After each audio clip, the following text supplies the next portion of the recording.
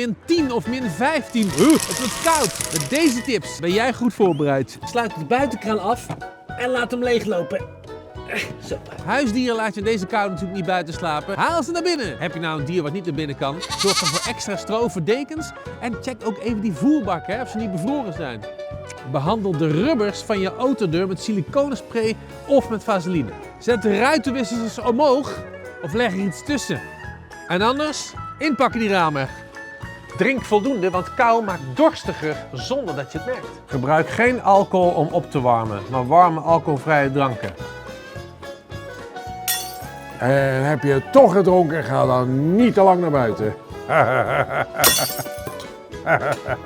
Laagjes, laagjes, laagjes. Zet de thermostaat 's nachts niet te laag. Graadje of 17 of 18 is goed.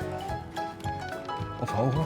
En namens Limburger wensen we allemaal een gooie roets. Is al geweest? Niemand vertelt mij niks.